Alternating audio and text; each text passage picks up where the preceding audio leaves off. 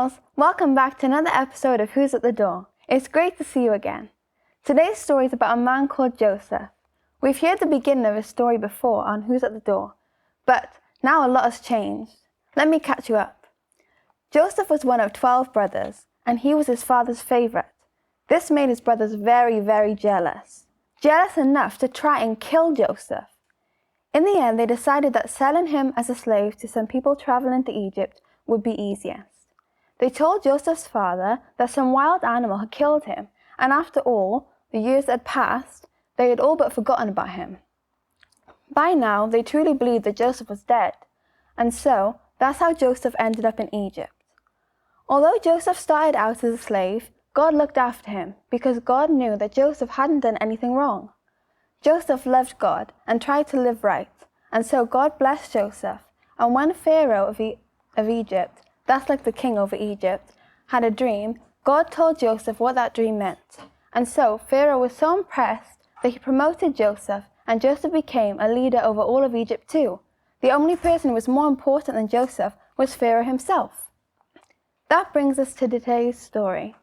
Joseph is now rich and can wear expensive clothes. He can eat the most delicious food and live in the best houses. But now a famine came to Egypt.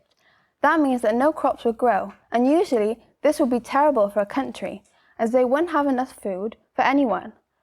But God already knew that the famine was coming, and so he told Joseph years earlier to start preparing.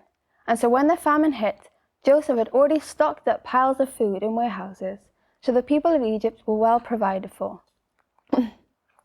However, the places surrounding Egypt were not, and when people heard of the tons of food in Egypt, they travelled from far and wide to come and ask for food. In amongst all of these people were Joseph's brothers. They had left the youngest, Benjamin, at home, but the other 10 had all travelled to buy grain from Egypt. As they were struggling to eat at home in Canaan, they now were desperate for food. And Joseph was the one selling this corn. So imagine how surprised he was when suddenly a group of 10 people come and bowed before him to ask for corn. And these people were his very brothers from all those years ago that sold him as a slave. Even after all of the years had passed, Joseph recognized his brothers, but not one of them recognized him. They had almost totally forgotten about him. It had been so long that they supposed he had already died by now, and they never would have guessed in a million years that this man before them, who looked healthy and strong and dressed in the finest clothes and was in charge of everyone, was their same brother from all those years ago. Although Joseph recognized them, he didn't tell them who he was. They came up to him and said, "We have come to buy food." But Joseph said to them, "You are all spies." They began to panic and they said, "No, we're brothers who have come to buy food. There were 12 of us, but one is dead and the other is at home with our father."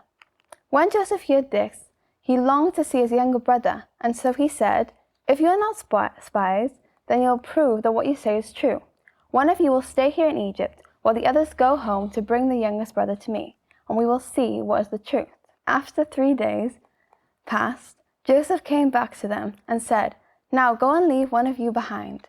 I'll give the rest of you food that you wanted to take home with you, but you must return to Egypt with your brother." One of the 10, Simeon, was locked up in a cell while the others travelled home. What the brothers didn't know was that not only had Joseph given them food, but he had put the money that they had paid for it back inside their sacks. Joseph was giving them the food for free. When they got home and told their father the news of what happened, he was adamant. "Benjamin will not go with you. I have lost Joseph, and now Simeon is left in Egypt. I won't lose Benjamin as well." But as time went by, the famine grew worse, and so finally Jacob, the brother's father, had to agree to send Benjamin away. When they arrived back in Egypt, they were treated kindly, and Simeon, their brother, was brought out to see them. They were all welcomed into Joseph's grand house, and to their surprise, they found that a feast had been prepared for them. Joseph came to eat with them, and he was overjoyed when he saw Benjamin, his youngest brother, for the first time. They ate and ate until they couldn't eat any more.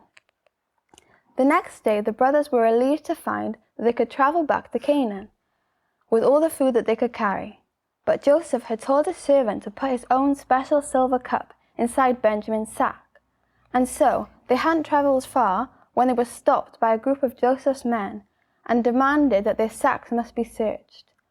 When the brothers saw the silver cup inside Benjamin's sack, everybody was too stunned to speak. "Thieves," Joseph's servants announced, and the brothers were brought back to Egypt before Joseph. They immediately fell to the ground and begged for Joseph's forgiveness. Joseph said to them they could all go back home, but because the cup was found in Benjamin's sack, he must stay behind as a servant. The brothers were desperate. One of them, called Judah, cried and said, "Our father's already lost his favorite son, Joseph. If he loses Benjamin too, it will break his heart." Joseph couldn't keep from crying any longer. He ordered his servants to leave him and his brothers alone, and he broke into tears. "I am your brother Joseph," he told them. They were speechless. Suddenly, all the nasty wrong things that they had done to Joseph came flooding back. They felt so ashamed of what they had done. But Joseph shook his head and told them, "Don't be angry with yourselves for selling me into Egypt as a slave. It was all part of God's great plan for me. He allowed you to sell me as a slave into Egypt so that I could provide for you in the future, to save your lives. It wasn't your actions that sent me to Egypt, it was God's will. He has looked after me and made me a ruler over the whole of the land. Go and get my father and bring him to Egypt. Tell him that I am alive and I will look after you all. You will all have more than enough food for the rest of your lives. You have a wonderful place to live here in Egypt. We will be together again." Joseph cried and hugged and kissed all of his brothers before they set off in wagons to bring their father to his new home. They never wanted for anything.